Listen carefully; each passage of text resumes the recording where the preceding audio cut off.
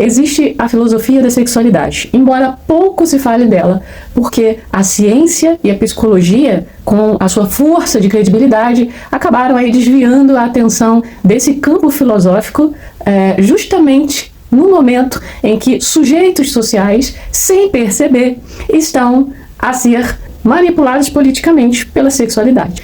Atualmente, há um incentivo estrutural para que indivíduos busquem a reafirmação sexual como forma de capital social. O consumo popular para um corpo sexual desejável oferece caminhos aí mais fáceis do que adquirir uma prosperidade real. Ou seja, o corpo desejado, a roupa certa, a viagem para ser exibida, o carro que sugere sucesso, tudo isso basta para produzir a sensação de pertencimento e reconhecimento como homem na sociedade, como mulher na sociedade. Essa dinâmica cabe muito bem ao que Bauman chamou de modernidade líquida e ao que Byung-Chul Han descreve como a lógica da sociedade do espetáculo. Não se compra apenas o capital pessoal sexual, compra-se a promessa de ser desejado e, por consequência, conseguir o objeto para viver esse desejo. Então, trata-se de uma sociedade que elevou o capital sexual a um marcador central de sucesso, muito acima do próprio dinheiro. Esse reconhecimento, então, faz do outro apenas um prêmio que também precisa possuir um valor de imagem pública. Ele precisa também ser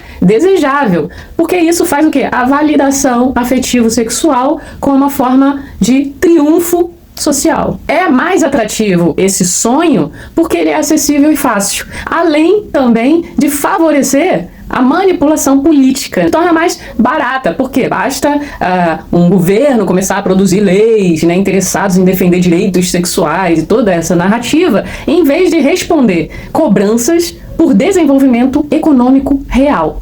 Assim, a preocupação se concentra no direito à formação acadêmica e ao salário dessa formação, mas nenhum empenho em cobrar ampliação de instituições e de campo físico de trabalho. Então mantém-se ali o horizonte do possível, que as narrativas atendem muito bem, mas não é sobre o real material. Não é necessário, nesse caso, tornar-se um grande empresário, um médico especialista, por exemplo, aí um cirurgião ou um arquiteto reconhecido. Basta alcançar o status, que sugere o sucesso e poder de atração. Há uma saturação de advogados, de médicos sem especialidades, de licenciaturas. Ou seja, a profissão, ela passa a valer menos por sua função social e mais pelo capital pessoal sexual que ela proporciona.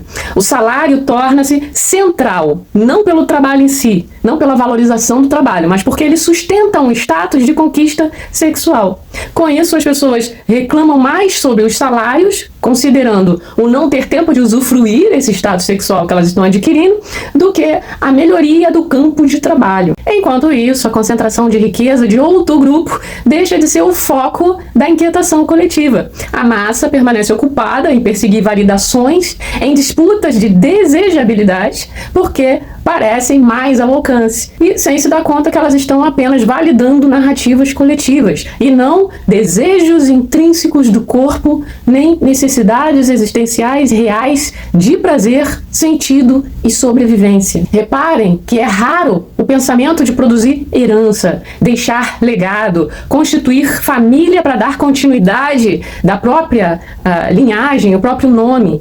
A lógica do agora substituiu a lógica da continuidade, da persistência da própria espécie. E isso inclui o indivíduo. O corpo sexual e a sua existência têm sido simplificados por discursos técnicos, restritos a narrativas sobre biologia e comportamento social, como se o desejo e a sexualidade pudessem ser reduzidos a um bem manipulável e também alienável para a perpetuação de um outro que pode ser existencialmente pleno, ou seja, esse grupo superior que pode viver o seu ser sexual pleno. Ao fazerem isso, eles resumem a dimensão simbólica, social e existencial do corpo e seu relacionamento sexual em linguagem de poder, diminuindo a própria saúde desses corpos em prol de um status narrativo. O resultado é uma sociedade voltada para a visibilidade sexualizada imediata e não para a sua existência.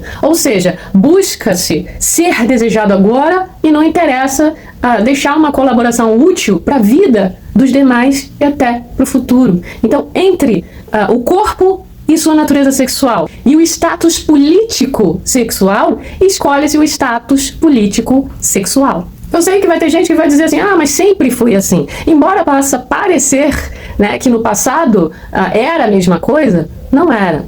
Antes, tratava-se de sociedades, né, com valores compartilhados em torno da sobrevivência. O repasse de riquezas familiares, a continuidade do nome, o interesse em fortalecer a própria linhagem.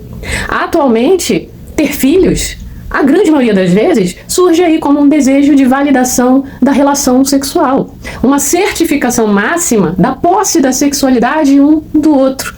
Como casal que deu certo. É um status. E na mentalidade da maioria das mulheres, engravidar de um homem é quase que uma garantia do capital social que é ter um homem só para ela. A linhagem, né, não há sequer, por vezes, valores sólidos compartilhados. O pai defende o status de macho. A mãe defende o status de fêmea protetora. Enquanto o filho é deixado para ser moldado pelo mundo e pelas redes sociais. No fim, já não se herdam valores. Herda-se apenas o comportamento da sociedade moderna de autoexibição que não consegue ver no futuro a sua própria continuidade.